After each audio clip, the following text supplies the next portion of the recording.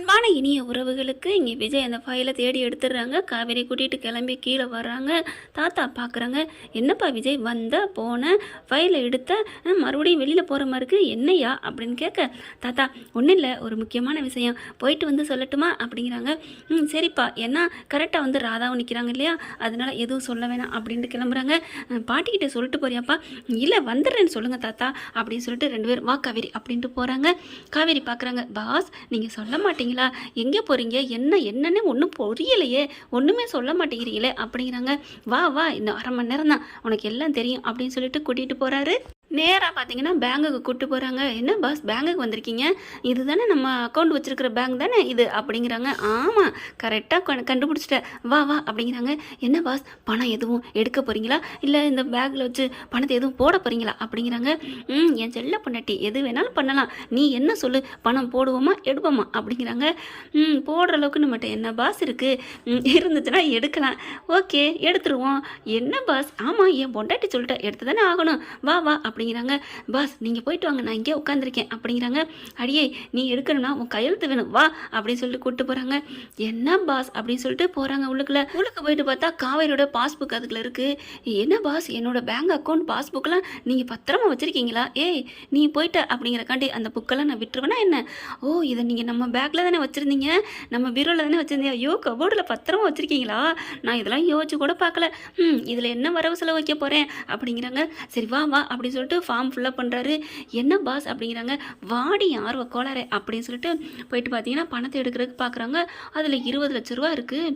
என்ன பாஸ் 20 லட்ச ரூபா ஏன் அக்கௌண்ட்டில் போட்டிருக்கீங்க? ஆமாம் அப்படிங்கிறாங்க. என்ன பாஸ் அப்படிங்கிறாங்க. ஆர்வக்கோளாறு பொண்டாட்டியே, உன்னை நம்ம கம்பெனியோட பார்ட்னராக ஆக்குனேன் தெரியுமா? ஆமாம். உன்னை எம்டி ஆக்குனேன், ஆமாம் அப்படிங்கிறாங்க. அந்த ஆக்குனதுலேருந்து இப்போ 6 மாதம் ஆச்சு, அதுலேருந்து உன்னோட தன்னாலே உன் சம்பளம் இந்த அக்கௌண்ட்டுக்கு ஏறிடும். அப்படியா, அந்த பணமா? அது மட்டும் இல்லைம்மா, உன்னோட சம்பளம் கொஞ்சம் பிடிச்சிட்டு தானே நாங்கள் உங்களுக்கு பணம் போட்டோம், ஆமாம் அந்த பணமும் இதில் ஏறிடும். இப்போ பார்த்தீங்கன்னா இதில் 21 லட்சத்துட்டு கம்மியாக கிடக்கு, அதனால 20 லட்சத்தை எடுக்கிறேன், போதுமா அப்படிங்கிறாங்க. பாஸ் அப்போ என் பேரில் 20 லட்சம் இருக்கா, ஐயோ ஐயோ அப்படிங்கிறாங்க.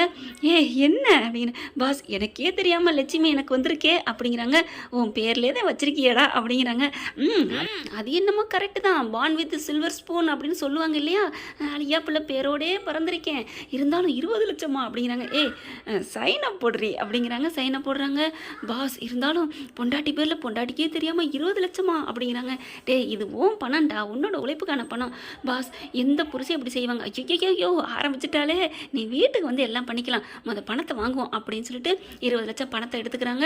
அதுக்கப்புறம் அப்படி கால்குலேஷன் பண்ணுறாங்க. சரி பணம் பத்தாம போனாலும் போகும், வா நம்ம இன்னொரு இடத்துக்கு போகணும் அப்படிங்கிறாங்க. பாஸ் அந்த ஃபைலில் என்ன பாஸ் இருக்குது, வாடி அப்படின்னு சொல்லிட்டு பேக்கில் பணத்தை எடுத்து வச்சுக்கிறாங்க. அதுக்கப்புறம் ரெண்டு பேரும் மறுபடியும் கிளம்புறாங்க.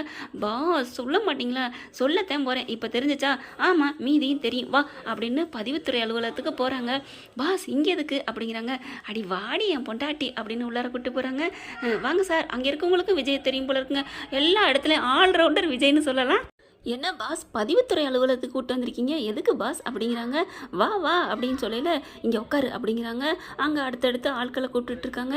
என்ன பாஸ் இப்போவாது சொல்லுங்களேன், சஸ்பென்ஸ் மேலே சஸ்பென்ஸாக வைக்கிறீங்களே, இந்த காவேரிக்கு ஒரே இதாக இருக்கே அப்படிங்கிறாங்க. சரி அதான் ஆர்வ கோளாறாச்சே அப்படின்னு சொல்லிட்டு ஃபைல் எடுக்கிறாங்க. அதில் ஒரு பத்திரம் இருக்குது. பத்திரத்தை பார்க்குறாங்க. என்ன பாஸ் பத்திரம் மாதிரி தெரியுது? ஆமாம் பத்திரமாக தான் தெரியும், என்ன கடியா அப்படின்னு சொல்லிட்டு பேரை பார்க்குறாங்க. ஆச்சரியப்படுறாங்க.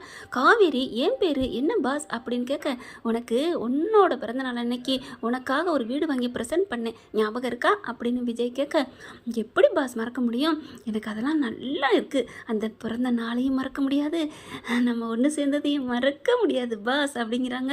சரி அப்படின்னு சொல்லிட்டு அதே தான் அப்பா உனக்காக வாங்கின அந்த வீடு தான் இது அப்படிங்கிறாங்க. சரி பாஸ் இப்போ என்ன இதுக்கு இங்கே வந்து காமிக்கணும் என்ன அவசியம் அப்படிங்கிறாங்க. இல்லைம்மா அப்போ உனக்கு 5.5 கோடியில் வாங்கினேன், இப்போ அது எப்படி 8-10 கோடி போகுதுடா. சரி அது எதுக்கு இப்போ அதை சொல்கிறீங்க, அதை நான் விற்க போகிறேன்டா.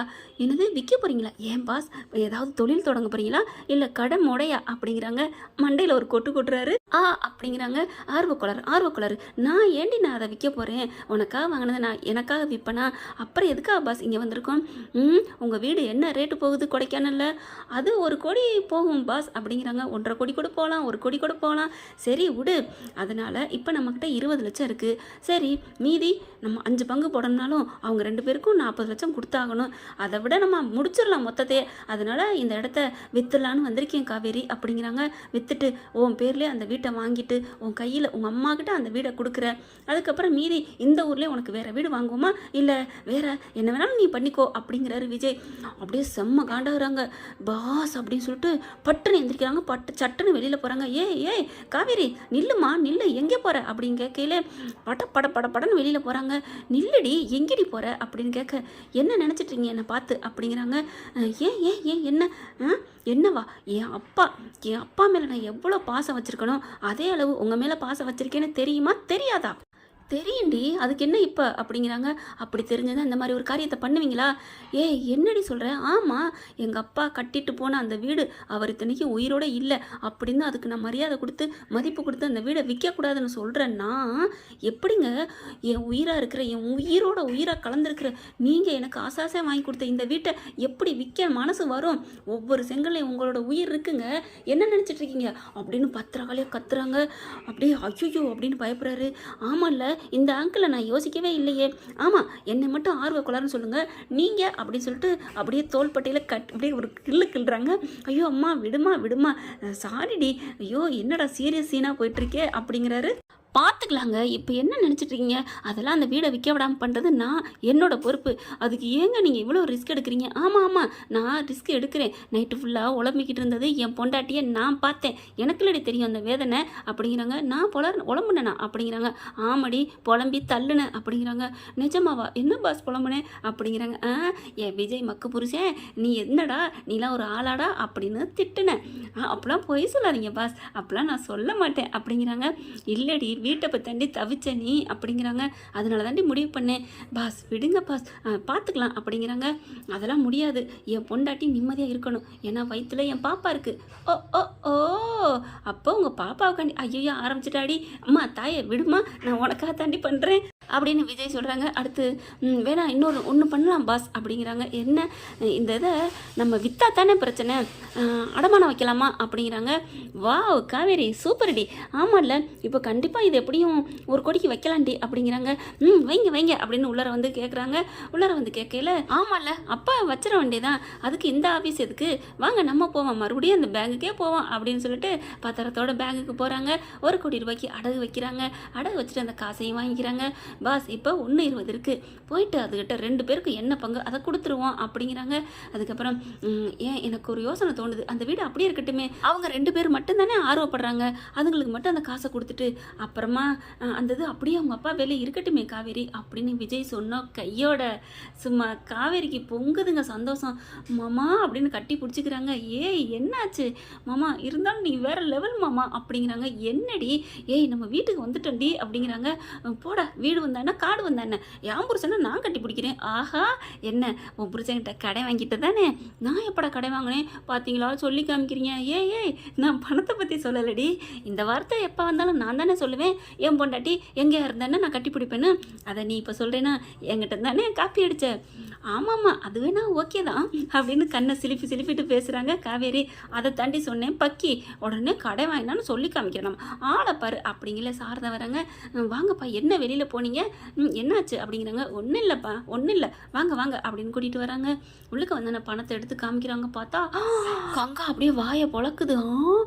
இவ்வளோ பணமா? காவேரி ஏதுடி இவ்வளோ பணம் அப்படிங்கிறாங்க. ஒன்றும் இல்லை, வாயை மூடு அப்படிங்கிறாங்க. அம்மா இந்தம்மா இன்னைய ரேட்டுக்கு நீ மதிப்பு அந்த வீடு என்னம்மா சொல்கிற நம்ம வீடை அப்படிங்கிறாங்க. என்னடி சொல்கிற அப்படிங்கல.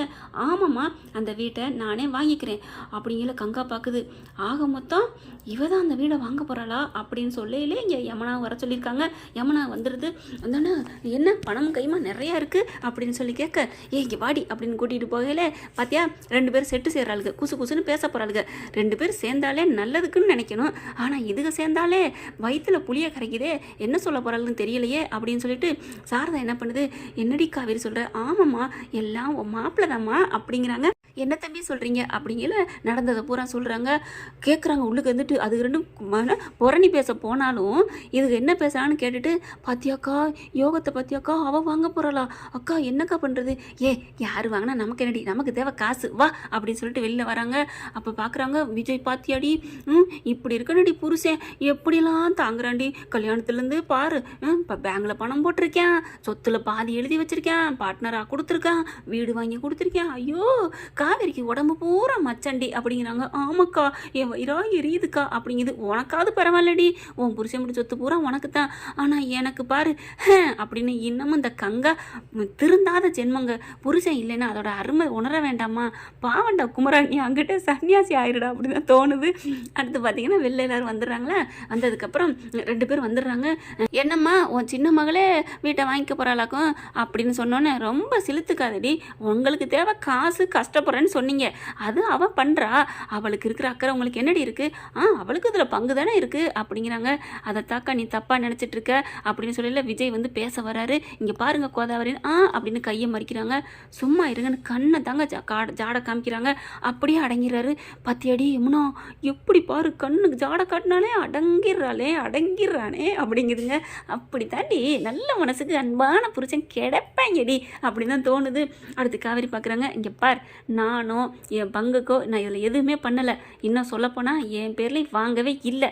உங்கள் 2 பேருக்கு மட்டும் இந்த வீட்டோட மதிப்பு என்னன்னு கேட்டு இதில் பணம் வச்சுருக்கேன், எடுத்துக்கோங்க. ஆளுக்கு 25 லட்சம் இருக்குது, மீறி நீங்கள் நாங்கள் 3 பங்கு நாங்கள் என்ன வேணாலும் பண்ணிக்கிறோம், அந்த வீட்டுக்கு உங்களுக்கு எந்த சம்மந்தம் இல்லை, விற்கிறதுங்கிறதுல மட்டும்.